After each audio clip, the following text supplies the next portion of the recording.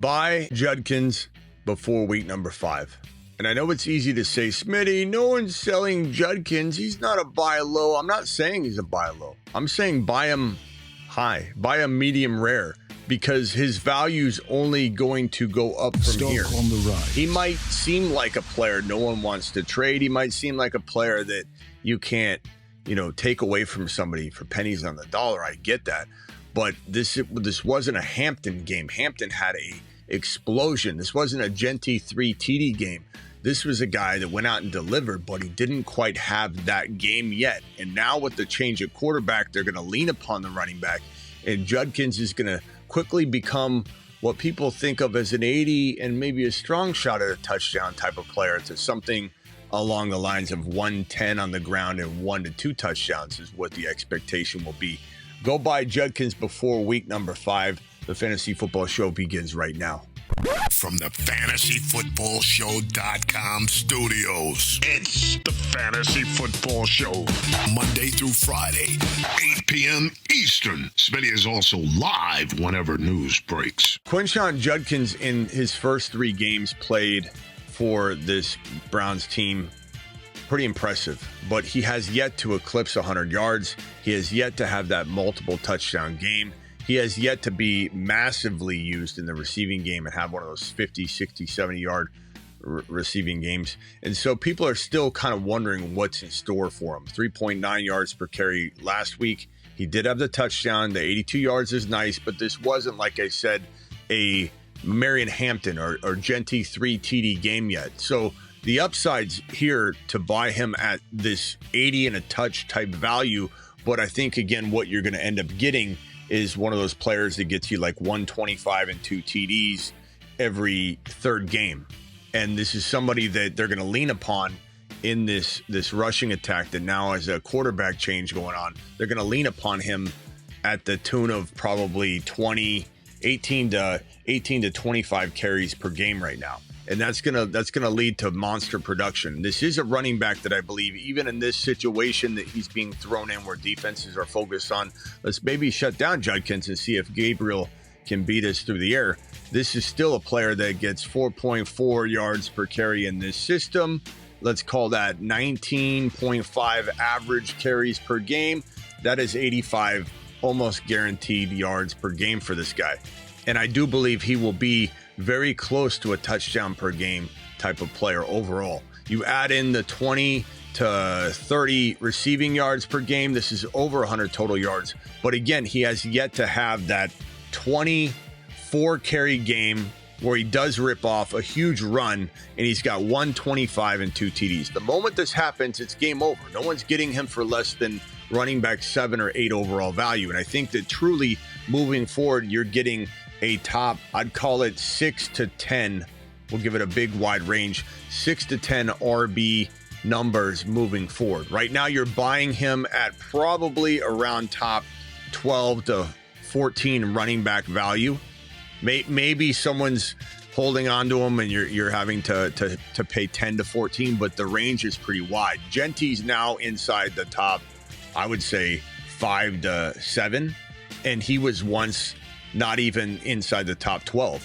Nobody wanted Genty in the top 12. Now, all of a sudden, Judkins is floating where Genty, a little higher than where Genty was pre the 3 TD game, but he's going to jump right next to Genty once he has that pop-off game.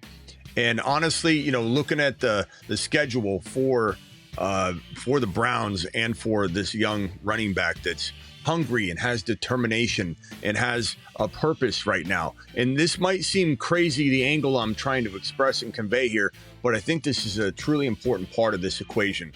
Judkins he had football taken away from him. He's looking at this second chance differently, and it might be a blessing in disguise that this kid who had football ripped away from him, and now all of a sudden he appreciates what he has. He's having to work for it.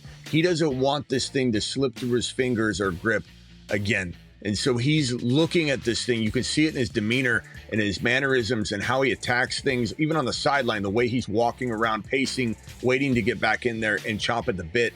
This guy's ready to explode, and he's not going to let this thing slip through his fingertips again. And if, again, we look at Judkins' schedule and we take a glance at what's upcoming. Minnesota in week 5. That's going to be a solid game. That's a very good matchup. So week 5, he's got Minnesota. Big game coming, especially with the change of quarterback. They're going to have to run the ball a ton, and you can run against Minnesota. You can't pass against Minnesota. You've got to run against Minnesota. Game script's concerning if it gets out of hand, but they can still throw to him.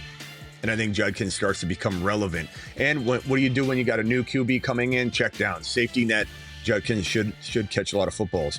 We got Pittsburgh. This is also a very good matchup. These are 3 greenlit games when you look at the schedule. 3 in a row that's going to get him on his horse and ready to go. Miami, that's fantastic.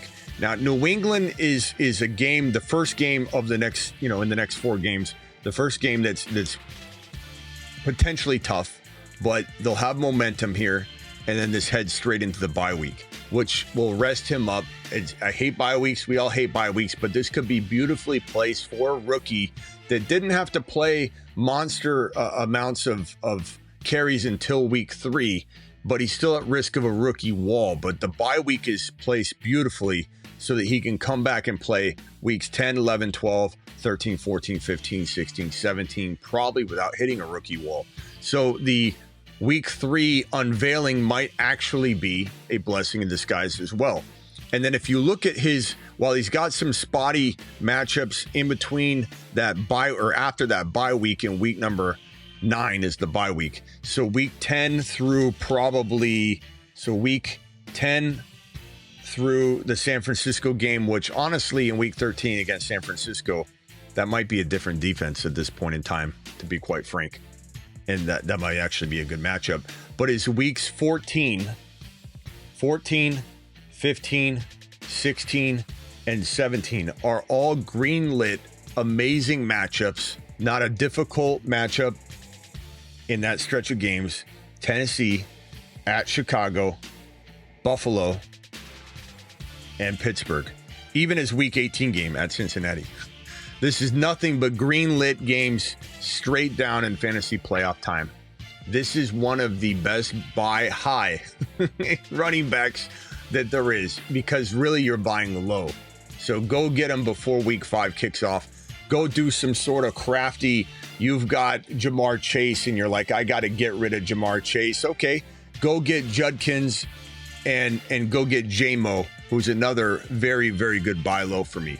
Go trade away a player like, let's say you can't wait on Lamb. I hate trading Lamb away. I'm usually telling you to go trade Lamb, but you could do a similar thing where you're getting Judkins and you get BTJ and you take that gamble. Or let's say you have a player like, let me comb through some of these. Let's say Chase Brown. You can't get rid of Chase Brown for anything right now. No one's going to do this straight up. You can't put the onus on Chase Brown or someone's going to go, nope, too many negatives. Why in the heck would I do that? But you add in a player like QJ. You add in a player, Quinton Johnson, if you don't know who that is, but Quinton Johnson, you add in Quinton Johnson, you add in a player like Scattaboo, who I hate to add in, but you do what you got to do to get that player, Judkins, on your roster. Devontae Smith, maybe you have Addison. Addison's a pretty good player. I'm not trying to say don't get him, but this would be somebody that you could throw in. You could potentially throw in a player like Keenan Allen. So Allen, you could throw in a player like Jacoby Myers. You could throw in a player like, quite honestly, even if we're to take this away from Chase Brown, because Chase Brown is hard to trade, but you could do some of those trades. Let's say you had Worthy popped off and you don't necessarily need him. If you're in a surplus of wide receivers, you could definitely throw this at the wall and see if it sticks. Sutton straight up is a good potential swap. There's a lot of ways to get Judkins that, as he's still not valued at the Hampton or Genty level, and he very well could be after week 5. Don't forget to get on over to my Patreon, which is a 24/7 live chat group, 365 24/7. Link is in the description of the video. Patreon.com/The Fantasy Football Show also gets it done. Don't forget that if your season's in the crapper, or if it's not in the crapper, but you still want more skin in the game, play 5, get 100 on Underdog using code Smitty, or the link that's in the description, but code Smitty gets it done as well. Don't forget I'm live Monday through Friday at 8 p.m. Eastern every single Monday through Friday. And I'm also live whenever big news breaks And I'm also live at midnight Eastern almost every single night. See you all later. Appreciate you.